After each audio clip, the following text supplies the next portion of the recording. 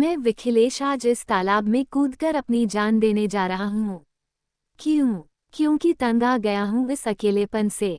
न कोई साथ देने वाला है, न कोई साथ रहने वाला, और दोष भी किसे दूँ जब मेरी इस हालत का जिम्मेदार मैं खुद हूँ।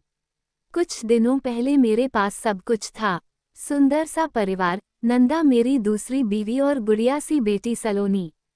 सलोनी मेरे कलेजे का टुकड़ा थी। वह 5 साल की थी तभी उसकी माँ लक्ष्मी चल बसी थी। छोटी सी उस बच्ची को मैंने कभी माँ की कमी महसूस होने नहीं दी थी।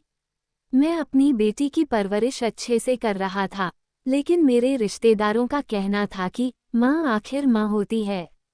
सलोनी को माँ की जरूरत है और इसलिए मुझे दूसरी शादी कर लेनी चाहिए। लेकिन मैं तैयार नहीं था क्योंकि जानता था कि सौतेली माँ सौतेली ही होती है। आखिरकार मेरे अपनों की जिद के आगे मुझे घुटने टेकने पड़े और मुझे नंदा से शादी करनी पड़ी।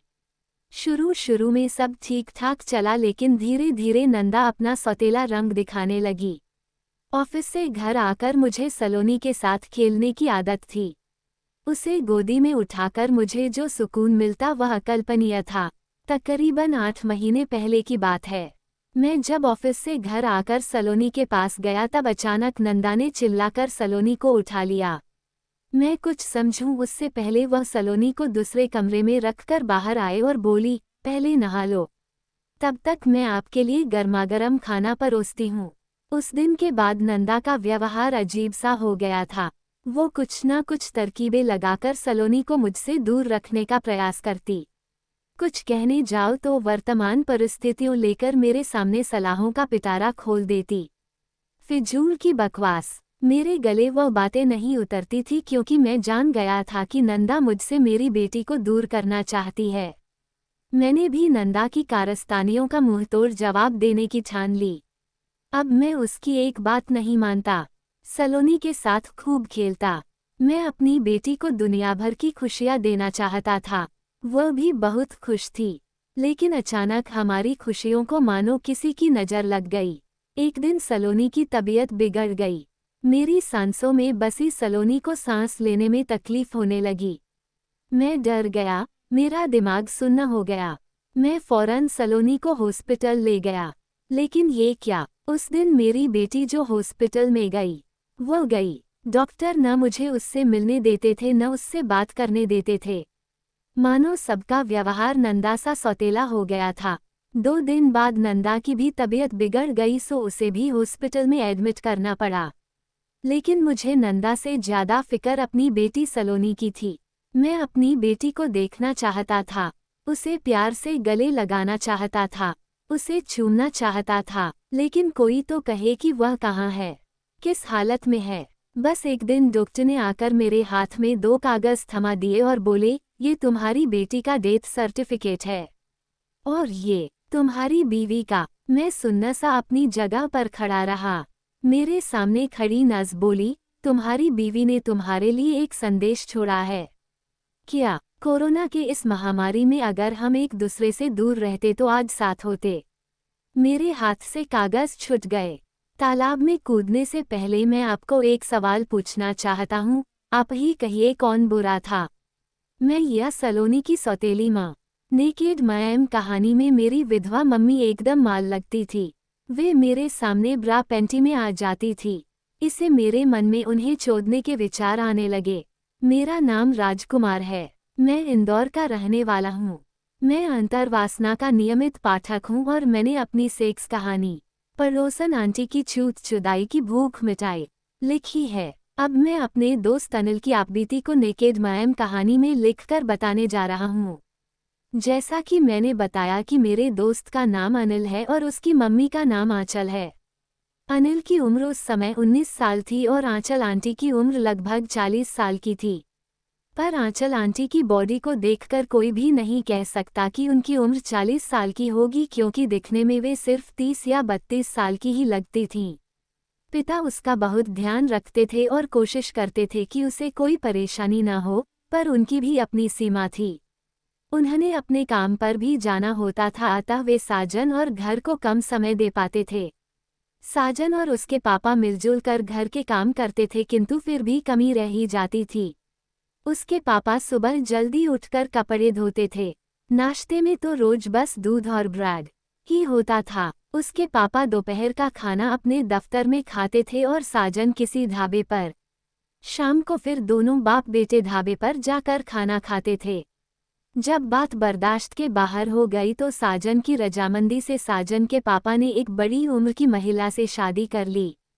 उनके आने से सब कुछ पहले जैसा हो गया, लेकिन साजन के मन में तो चिंता थी। वो अपने मन में और अपने घर में उन्हें अपनी मां का स्थान नहीं दे पा रहा था। उसकी दिन पर दिन साजन शैतान होता जा रहा था। एक दिन मां ने उसे प्यार से समझाया कि गलत हरकतें मत करो। साजन से यह बर्दाश्त नहीं हुआ और उसने घर छोड़ने का निश्चय कर लिया। रात को जब सब सो रहे थे तो साजन चुपके से घर से निकल गया। रेलवे स्टेशन पर पहुंचकर वो प्लेटफॉर्म पर खड़ी ट्रेन में चढ़ गया। सुबह जब ट्रेन अपने गंतव्य स्थान पर पहुंची तो साजन चुपके से स्टेशन के बाहर निकल आया। इस अनजान शहर में उसके पास कोई जगह नहीं थी जहां वो जा सके। एक चाय वाले की नज़र उस पर पड़ी। वो समझ गया कि बच्चा घर से भागा हुआ है। वो उसे अपनी खोली में ले गया और उसे चाय नाश्ता करवाया।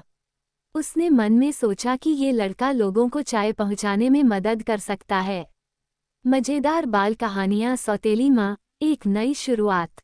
मजेदार बाल कहानियाँ सौतेली माँ, एक नई शुरुआत। मैंने बहुत सी हिंदी फिल्मों में देखा है कि सौतेली माँ कभी ममतामयी नहीं हो सकती। हो सकता है कि वो शुरू के कुछ वर्ष प्यार दे किंतु बाद में वो अपने रंग दिखाने लगती है। एक नई शुरुआत। मैंने बहुत सी हिंदी फिल्मों में देखा है कि सौतेली माँ कभी ममतामयी नहीं हो सकती। हो सकता है कि वो शुरू के कुछ वर्ष प्यार दे किंतु बाद में वो अपने रंग दिखाने लगती है। साजन को पक्का विश्वास था कि उसकी सौतेली माँ भी जल्दी ही निर्दयी हो जाएगी, जैसे सिंड्रेला की कहानी में उसकी सौतेली माँ थी। लगभग 1 साल पहले साजन की माँ का देहांत हो गया था। उसके पिता उसका बहुत ध्यान रखते थे और कोशिश करते थे कि उसे कोई परेशानी न हो, पर उनकी भी अपनी सीमा थी। उन्होंने अपने काम पर भी जाना होता था, अतः वे साजन और घर को कम समय दे पाते थे। साजन और उसके पापा मिलजुल कर घर के काम करते थे किंतु फिर भी कमी रह ही जाती थी। उसके पापा सुबह जल्दी उठकर कपड़े धोते थे। नाश्ते में तो रोज बस दूध और ब्रेड ही होता था। उसके पापा दोपहर का खाना अपने दफ्तर में खाते थे और साजन किसी ढाबे पर। शाम को फिर दोनों बाप बेटे ढाबे पर जाकर खाना खाते थे। जब बात बर्दाश्त के बाहर हो गई तो साजन की रजामंदी से साजन के पापा ने एक बड़ी उम्र की महिला से शादी कर ली। उनके आने से सब कुछ पहले जैसा हो गया, लेकिन साजन के मन में तो चिंता थी। वो अपने मन में और अपने घर में उन्हें अपनी मां का स्थान नहीं दे पा रहा था। उसकी दिन पर दिन साजन शैतान होता जा रहा था। एक दिन मां ने उसे प्यार से समझाया कि गलत हरकतें मत करो। साजन से यह बर्दाश्त नहीं हुआ और उसने घर छोड़ने का निश्चय कर लिया। रात को जब सब सो रहे थे तो साजन चुपके से घर से निकल गया। रेलवे स्टेशन पर पहुंचकर वो प्लेटफॉर्म पर खड़ी ट्रेन में चढ़ गया। सुबह जब ट्रेन अपने गंतव्य स्थान पर पहुंची तो साजन चुपके से स्टेशन के बाहर निकल आया। इस अनजान शहर में उसके पास कोई जगह नहीं थी जहां वो जा सके। एक चाय वाले की नज़र उस पर पड़ी। वो समझ गया कि बच्चा घर से भागा हुआ है। वो उसे अपनी खोली में ले गया और उसे चाय नाश्ता करवाया। उसने मन में सोचा कि ये लड़का लोगों को चाय पहुंचाने में मदद कर सकता है।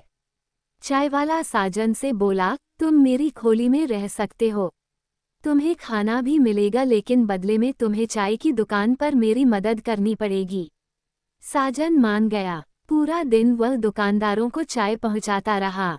दोपहर को उसे 2 रोटी और दाल खाने को मिली। रात को 10 बजे चाय की दुकान बंद हुई, तब उसे फिर 2 रोटी और दाल खाने को मिली। उसे दुकान के बाहर ही सोने को बोला गया। अभी वो लेटा ही था कि एक कुत्ता जोर जोर से भौंकने लगा। शायद वह जगह उसके सोने की थी और वह नहीं चाहता था कि कोई और उसकी जगह पर सोए। साजन वहां से उठ गया और रेलवे स्टेशन के अंदर चला गया। प्लेटफॉर्म पर सन्नाटा छाया हुआ था। सिर्फ एक बूढ़ी औरत जमीन पर कंबल ओढ़े लेटी हुई थी। लगता था गहरी नींद में सो रही थी। साजन चुपचाप उसके कंबल में घुसकर सो गया। सुबह जल्दी उठकर साजन नित्य कर्म से निपटने गया। वापस आया तो उसे उस बूढ़ी औरत के आसपास भीड़ नजर आई। बुढ़िया के आसपास कुछ सिक्के भी पड़े थे। साजन को समझ नहीं आया कि माजरा क्या है। अचानक भीड़ में से एक आवाज उसके कान में पड़ी, बेचारी बुढ़िया, लगता है कल रात ही मर गई थी। ये सुनकर साजन के शरीर में सिहरन दौड़ गई। ये सोच सोचकर वह डर गया कि पूरी रात वह एक मृत शरीर के पास लेटा रहा। अचानक उसे एक ट्रेन आती दिखाई दी। इससे पहले कि ट्रेन प्लेटफॉर्म पर पूरी तरह रुकती है, वह एक भीड़ भाड़ वाले डिब्बे में चढ़ गया। ट्रेन में बैठे बैठे उसने सोचा, क्या हुआ अगर वो मेरी सौतेली माँ है। उन्होंने आकर घर संभाल लिया है और उसकी और उसके पापा की जिंदगी आसान कर दी है। उन्होंने साजन को भी इसीलिए समझाया था क्योंकि वे उसी का भला चाहती थी। अब उसे घर की अहमियत समझ आ गई थी और वह जल्दी से जल्दी अपने घर अपने माता पिता के पास पहुंचना चाहता था। उसने अपने मन को समझा लिया, माँ तो माँ है, सगी या सौतेली से कोई अंतर नहीं पड़ता।